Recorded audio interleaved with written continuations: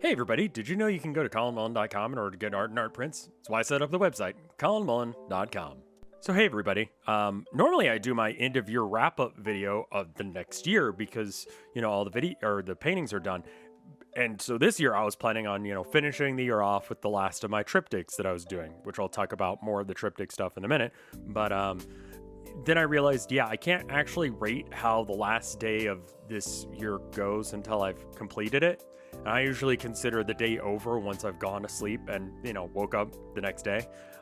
So like, what if I just get kind of sick feeling on New Year's Eve day, but that only happens near night because that's a thing that happens when you're, celebrating. So I don't know how to rate that day yet, and I won't know how to rate that day until I go to sleep and wake up on January 1st. So we're not going to actually cover that. And so instead, I was like, well, crap, what do I cover instead? And I said, you know what? Let's talk about the paintings that happened this year. So that's why we're doing the wrap up today, which is fitting because we won't be able to do any more paintings by the end of the year. Anyway, so this first painting is, I think I called it like, Hey Man, That Sucks. And it's meant to show that sort of like not grit and bear it, but smile and bear it sort of thing, where you're not really allowed to like emotionally show actually how you feel. You just sort of have to like go, oh yeah, no, that's great. And you're just like, God, this sucks, dude. This is part of the orange and teal collection, like spiritually to me, I think it's just because it's got the orange and it's got like a dude with a funny face that's sort of supposed to represent me in one way or another. And yeah, I think that this expresses both pain and, smiling at the same time. It's kind of in between those two things. A good painting to start off the year for sure. The next one is about, it's called Nightly Word I Can't Say on YouTube that starts with an S.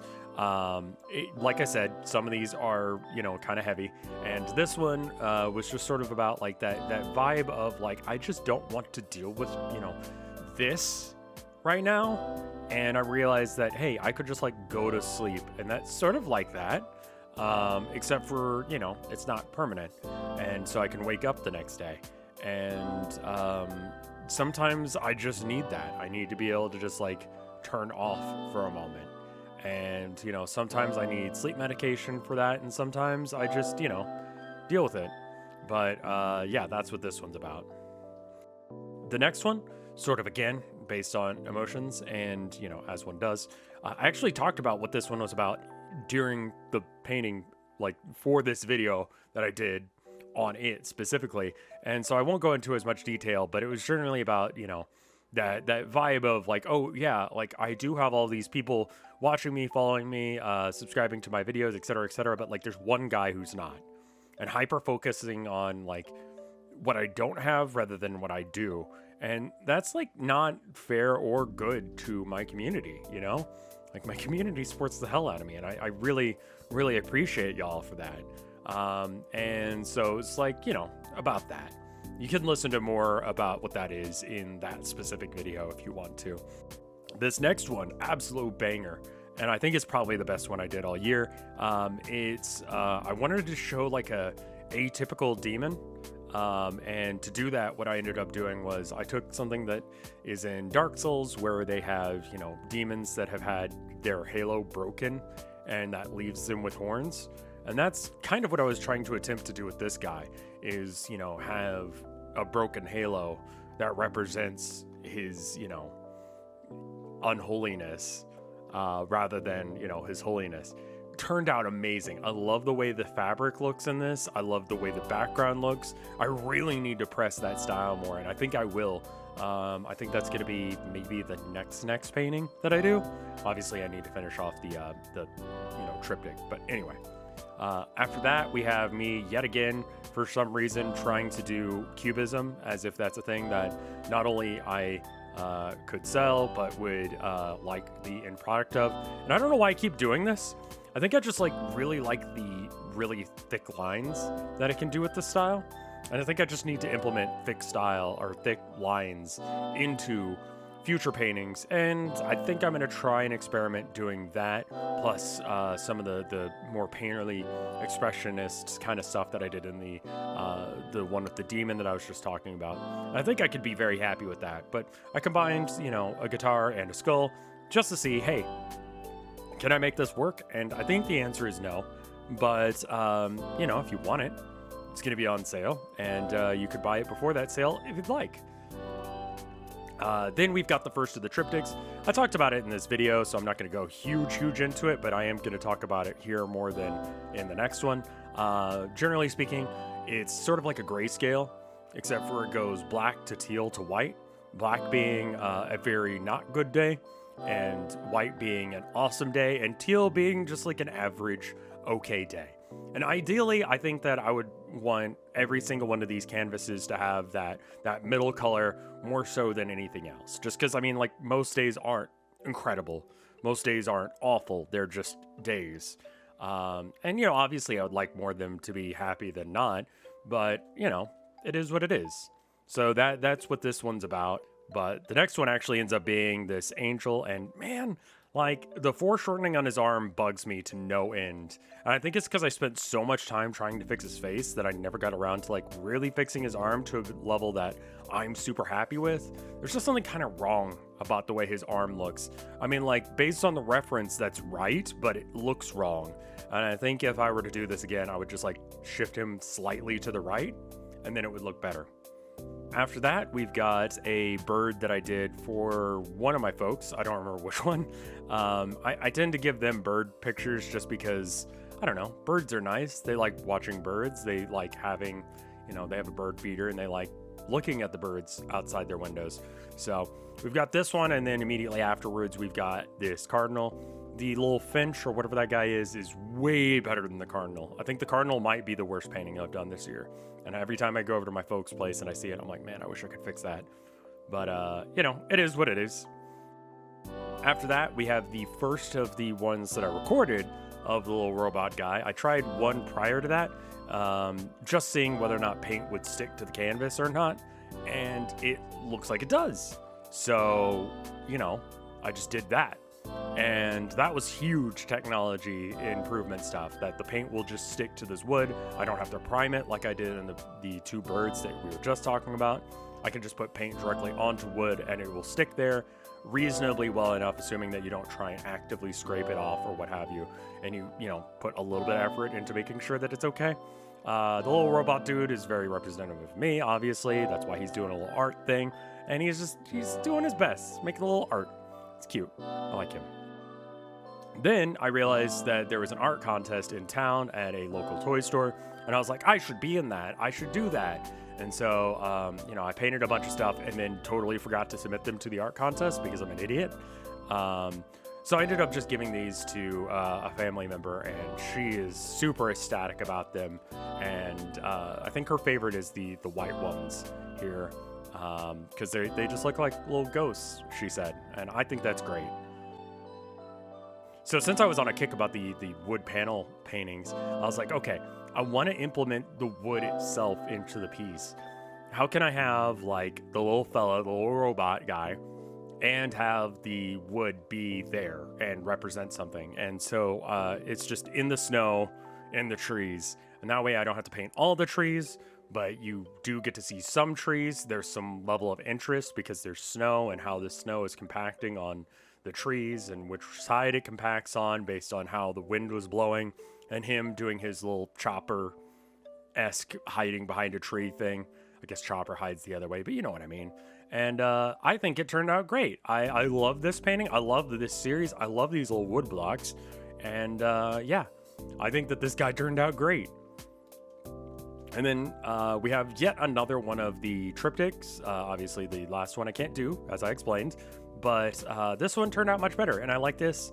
I think I actually like the teal one better, aesthetically, but I think I like this one better than the teal one emotionally, because there's only one black square rather than two. And I think there were more white squares on this one than not. The yellow squares just represent, I had a random, a weird number of days for these 4 months. and so it was not divisible by the canvas evenly, so we needed to have some random squares. So the 4 in the corners don't represent anything. They just need to be there to, make the painting even, and then the 3 in the middle represent the ends of months. So you can kind of see, if you count, you could probably figure out exactly when these happened. But yeah. And then on this next one, I wanted to do a painting. I wanted to paint some of my Warhammer guys using this sort of fine china aesthetic, but I wanted to try it out first, because I'm like, that sounds like it'll be really hard. It may not actually come out right. And it turns out, yes, it is really hard. The people who do fine china are actually craftsmen, as one would expect, and it is pretty difficult. This one is mostly representative of us moving to our new place. Now we're going to be moving here soon, hence the art sale that's coming up in January. And, we're going to need a little bit of money for that. And also, I just need to get some of these paintings out of my life, which is why there were a lot of woodblock things this year as well, because if I can't get rid of them before we have to move, it's not as big of a deal. I can just, pack them in a small box rather than massive boxes for these 16 by 20s that most of my paintings are. All in all, this one turned out okay. We're going to have a little farm outside of our house, and it's going to be fun. We're going to have a good time with it. And I'm very excited to start that chapter of my life. Next, we have 2 attempts at a new logo for my channels on Twitch and YouTube, and here obviously on Artcade. And the first one was just overly detailed, not easy to replicate, not easy to see the fine details on when, shrunk down, etc., etc. So it kind of didn't work. But this one, where I had, where you could still see the priest collar because the, filters on either side, looks great. I think it turned out good. And it leads into the emotes that I was able to do after that, where they all look pretty good.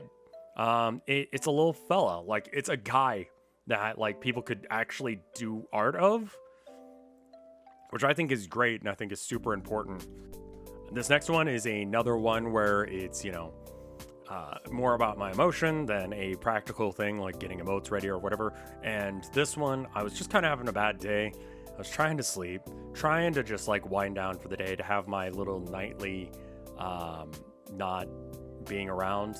And my neighbors were just blasting their bass super hard. And so it's just like it says on here, let me suffer in peace.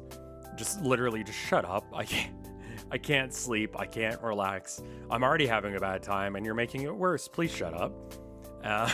So that's what this one's about. Someone mentioned that it looks a little bit like Daniel Johnson's work, which if you're an Austinite, you probably know who that is. If you're not, I recommend looking at his music and then trying to figure out why people like it. Me personally, I don't, but I think his art is neat, so I don't mind being compared to that. And then these last 2 are just ones that I did for Christmas, for my folks. I like to use birds for all of their stuff. The little wood blocks are nice just because, again, they're easier to move, which means getting them in the car to give them as gifts is easier. And also, it's just they've kind of run out of painting space on their walls. They have to do kind of a rotating gallery at this point because I've given them too many paintings. But yeah, so I figured, hey, let's do some blue jays, because they get really excited when they see the blue jays outside their windows. They have bird feeders and all that, hence why there's so many birds that I give to them. And yeah, so that is the year in wrap up. I guess I should mention, I do have a Patreon if you want to support me in what I do here, in the lessons that I teach. Hopefully you find them useful. Hopefully you found this video interesting. Wrapping up every, major emotional event that I had this year in like a 13-14 minute video. Rough, but I think you get the general vibe on all these now, maybe. But let me go ahead and thank those people on patreon.com/RevScarecrow. It's really important to me that I'm able to do art still. There's a lot of people who can't make it as an artist just because, it's expensive and it's hard to do. And having a group of people like y'all to take care of me, to encourage me to keep going and keep doing what I'm doing here feels wonderful. So I just want to say thank you guys, whether or not you're a sub or a patron or whatever.